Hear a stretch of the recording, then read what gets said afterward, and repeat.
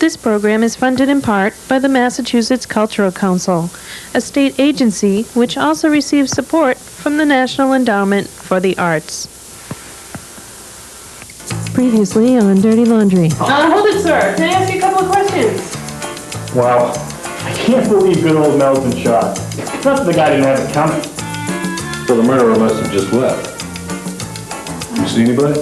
No, well, we just ran to see it out front. I can't believe this is happening. Everyone return the notes. Who is the guilty one? Could you get this junk out of my way? Henry?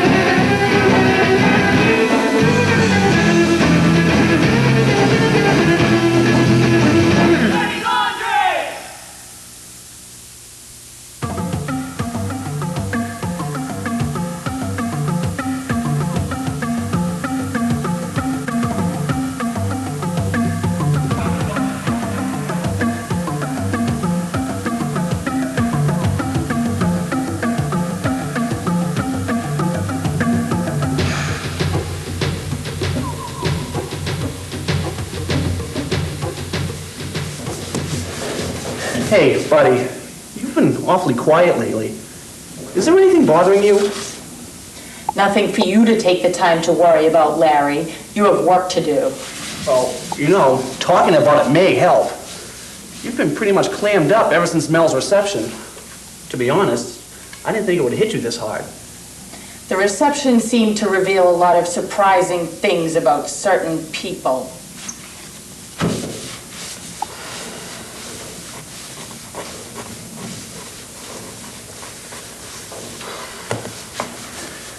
Sid, you don't think I had anything to do with Mel's murder, do you? What do you mean, Larry? Well, you've been mentioning my experiment a lot lately, as if I've done something wrong. Have you? Done something wrong, I mean? Look, the only thing I regret is messing up the relationship between Mel and myself before he died. Mel was a true friend. He was always supporting my goals without ever being condescending or patronizing. I'm going to have to live with that guilt for the rest of my life. Didn't seem that you had a lot of guilt when you tossed aside his robe and his picture to work on your experiment. What are you talking about? I was deeply hurt. Sid, do you think my experiment in me had something to do with Mel's death? I'm not sure what to believe anymore, Larry. Well, listen up, Sid, because this is the truth. Mel was a friend, and no formula in the world can compare to that. I mean, are you crazy? I cannot believe you would think I would compromise my morals like that. Me? Murder? I don't even think I'm capable. Did you ever stop and realize that maybe immersing myself into my experiment was my way of dealing with all this mess? Mel's death affected me as much as it affected you. If that's what you say what happened, Larry, I believe you. Well, I hope so, Sid. Because your friendship means as much to me as Mel's ever did. Probably more. You've always been there for me, buddy. And I have never lied to you, just like you've always been straight with me. You're right, Larry. I have been thinking that you're the one that killed Mel, that is. I should have known that you, above everyone else, was the one that was true at heart. Well, don't sweat it, buddy. Why don't we just throw all this negative talk out? We've got too much to live for. I've got my health, my friends, not to mention my missing notes. Do you think that you'll find the original formula? Well, I think it's just a matter of me going over my notes once or twice, but I'm really close, Sid. I can feel it. I wish you all the best, Larry. I know you do, Sid. I can always count on you for being there and telling me how it really is.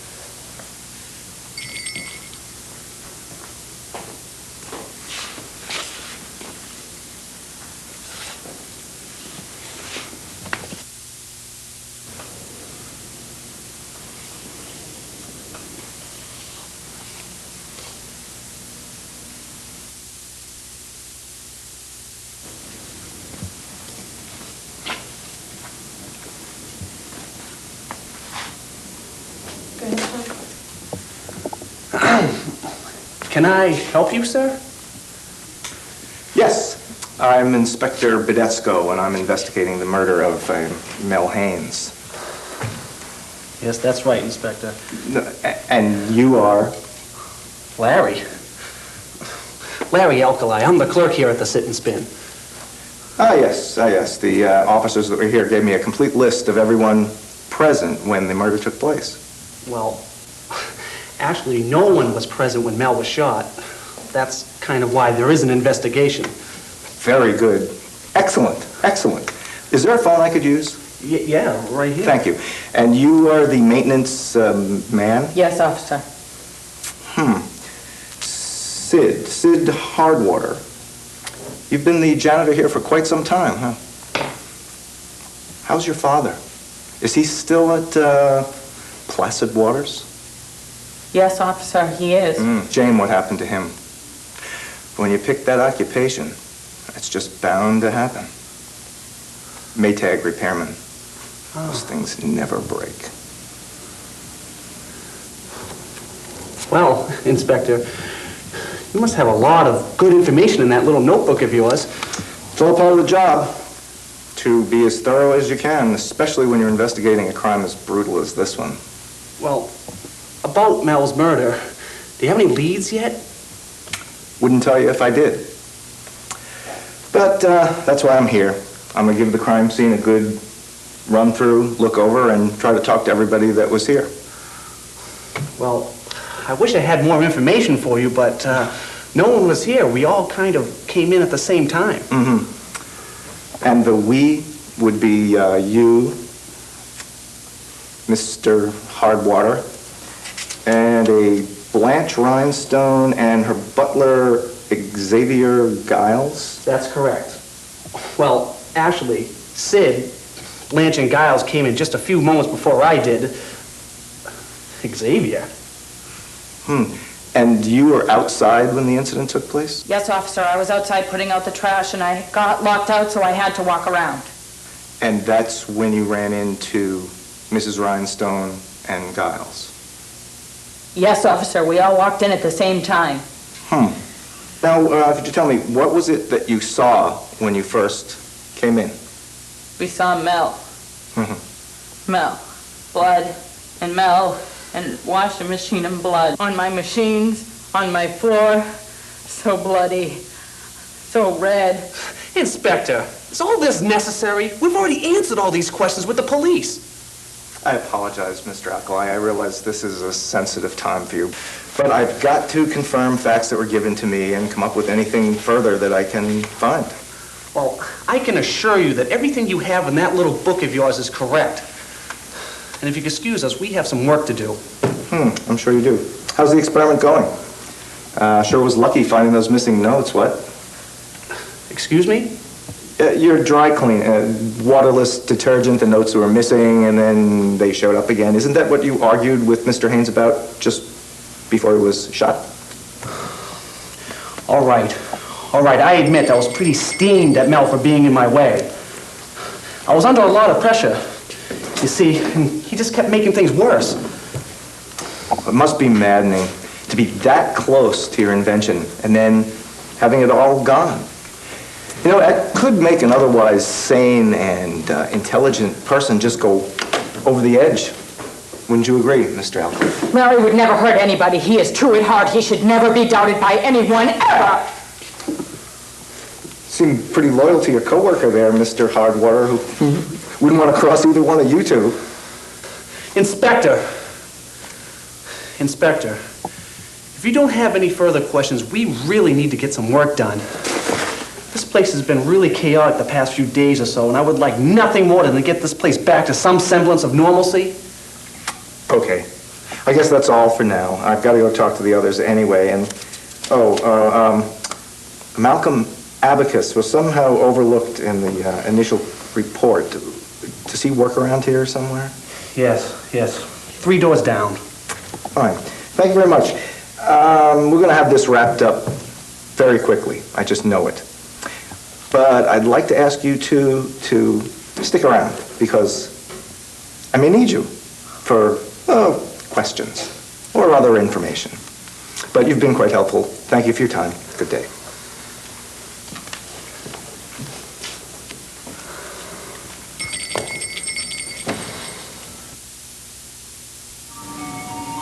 I have some work to do in the back.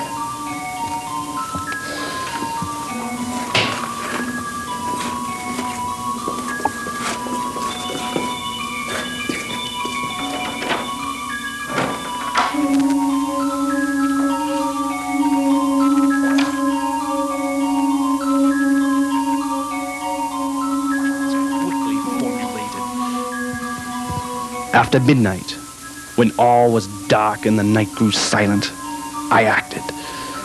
With nothing to aid my passage but the diminutive flame of a candle, I crept slowly, very slowly toward her chamber door. The floor would creak under half my weight, but as careful as I was, and with great agility, not a sound could be heard as I slid down the hall.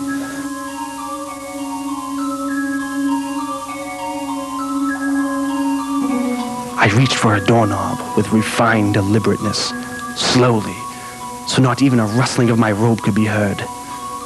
The door gave easily. I slowly forced the candle in first, so as to view my nemesis. Despite the eerie glow and the shadows that danced before the flames, I was able to see plainly the slumbering body of that reprehensible vixen. However, neither the soft glow of the candle nor my intense scrutiny of that face was enough to force open even one of those hideous eyes. My plan would have to wait, for I had nothing against her. While those demonic eyes rested in her skull, closed to the world, I could not act. The futility of my effort and my pronounced disappointment forthwith caused great distraction. For only a split second, I unintentionally allowed my balance to waver ever so slightly. But it was enough to cause the floorboards beneath me to creak. During the daylight hours, such a sound would be most assuredly lost, disguised among countless other noises. But in the still of the night, the slight groaning of wood beneath my girth was like a trumpet blast. Who's there? She had sprung upright in her bed. The sight of candlelight gave away the presence of someone. But as her eyes had not yet adjusted, any suppositions as to who the intruder may be were for now unproven. No further noise was heard, no additional cry uttered.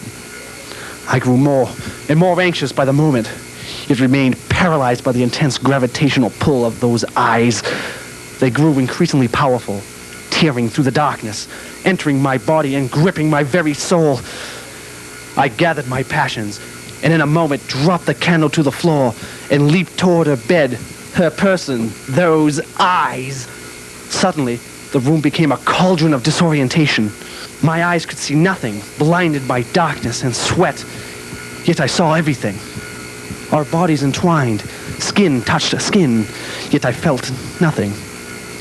Clothes crumbled to the floor, sheets rustled, and then nothing more than bang, bang, bang. The sound pierced through the night. Bang, bang, bang. I was deafened. Like the hammer of Thor thundering into the heavens, the headboard of her bed rammed the wall. Bang, bang, bang. I was disoriented, confused. I floated. Ha! There it is. I floated high above like a disembodied specter and gave most attentive audience, though with shadowy consciousness. And really, that's all I know. I mean, Mel was stiffing up by the time I showed up. I mean, I'd like to help you, but I don't think I can. It's the same with everyone involved.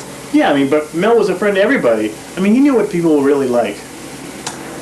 Busybody is the word I get. Somebody who finds things out that shouldn't be found out. Who, Mel? I would have never guessed it. Such a kind and caring old man. I mean, he looked out for everybody. I could talk to him about anything. He was like a big brother to me. Can I use that pen? Sure. Now, is that what went on between you and he on the day that he was murdered? What do you mean?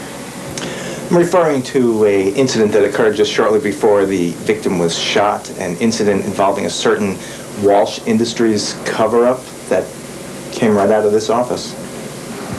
Wait a minute. I'm not sure I like where this question is leading me. Are you implying I had something to do with Mel's death?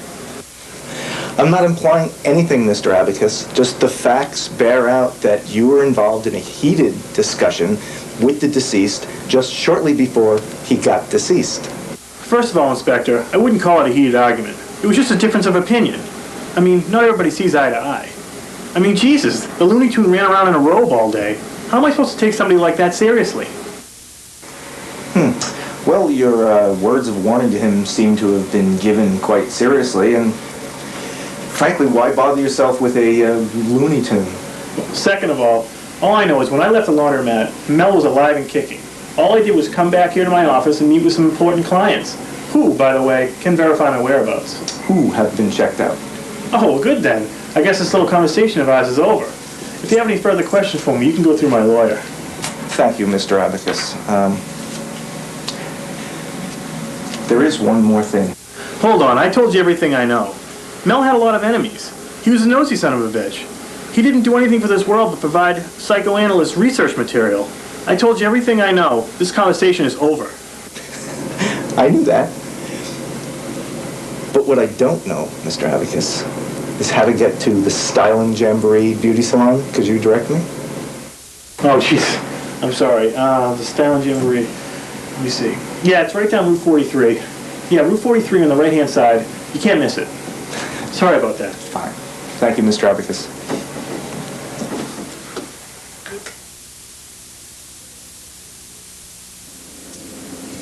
Oh, I still can't believe he's gone. I miss him. His charm, his wit, his cute little slippers. Well, no one will ever compare to his grace. Yeah, so you've stated. But what I'd like to know, Mrs. Rhinestone, is if you, besides the obvious, if you noticed anything strange or unusual on the day of the incident. Unusual? Why, Inspector, there was nothing unusual about the little robe man. He was an angel to all who knew him. Well, All right, did you hear anything out of the ordinary, anything unusual, any threats, any arguments, anything of that nature? Threats? Well, no one ever raised their voice in his presence except to sing his praises. You seem to have a deep fondness for Mr. Haynes. Oh, Mel! Oh, yes, yes. Mel will always hold a special place in my heart. Excuse me. Well, I have it that your butler also holds a very special place in your heart. Exactly what are you implying, Inspector? Giles is simply an employee, and not a very capable one at that. I don't know who could have given you such disgusting garbage. Well, would this be like the kind of disgusting garbage that Mel confronted you with on the day that he was murdered? I don't know what you're talking about, Inspector.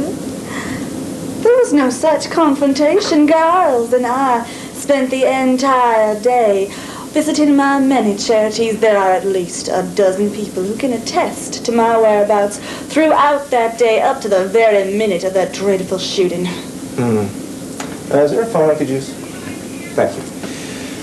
My apologies, Mrs. Rhinestone, but I'm just trying to gather and incorporate facts that I find and things that are reported to me. Well, then I suggest, Inspector, that you find out exactly who is feeding you such a pile of horse tucky.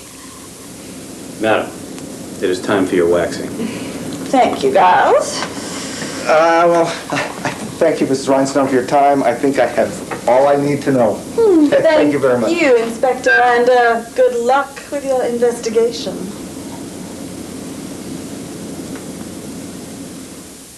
I can't believe all this has happened. It's still so shocking. We're all trying to cope with this. Life just doesn't seem the same around here without Mel.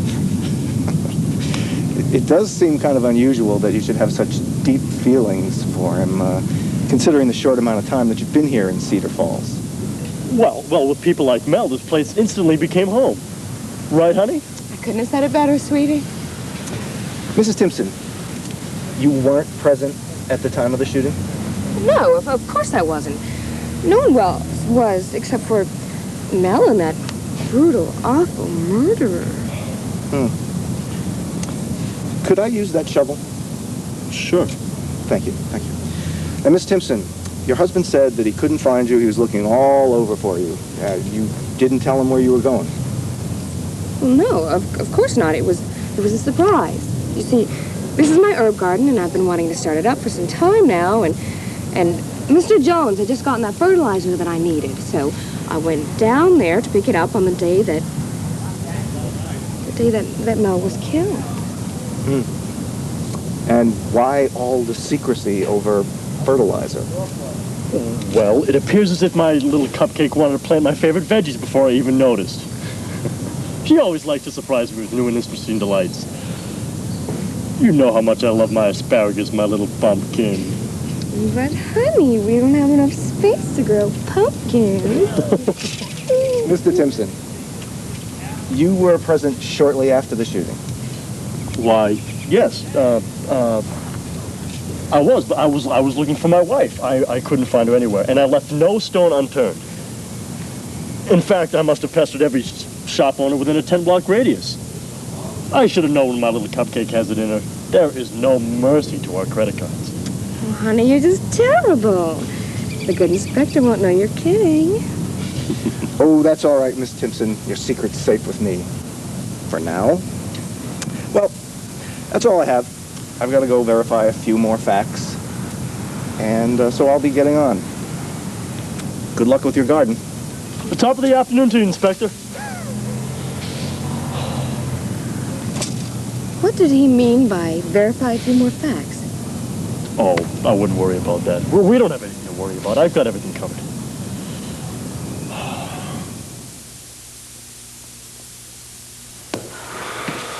This is highly unusual, Larry. It's past closing time. I have lint to collect. I know, buddy. But the inspector insisted we all remain here until he arrived. Well, I, for one, am going to give that inspector a piece of my mind. He has interrupted my day of beauty, and I didn't even get to finish my manicure. Oh, you would think that one who does so much for the less fortunate of Cedar Falls would have a moment to herself. Well, don't worry, Blanche. This will all be over soon, I'm sure. I hope so. This place is giving me the creeps. Yeah, I mean, what kind of melodramatic garbage is this anyway? Does he think he's going to get somebody to crack by bringing us all back here to the scene of the crime? That won't be necessary, Mr. Abacus. I know exactly who the murderer is, and they're here in the room with us today. Tina Timpson, placing you under arrest for the murder of Mel Haynes. You have the right to remain silent. Anything you say can be used against you in a court of law. If you do not have an attorney, one will be appointed to you.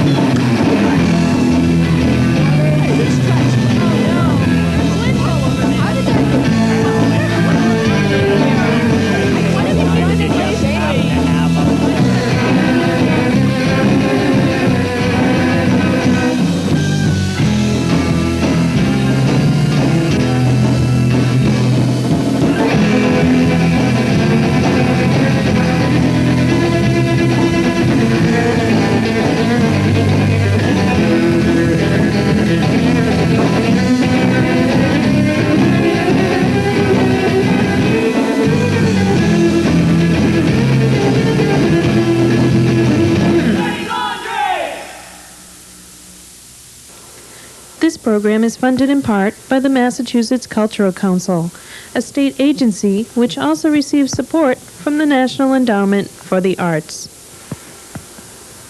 Be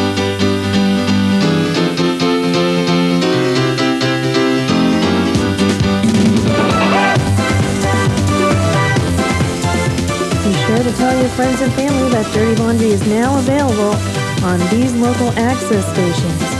Dirty Laundry will be showing in Salem, Wilmington, Peabody, Lynn, Gloucester, Danvers, Somerville, Cambridge, Malden, Burlington, Chelsea, and Winthrop.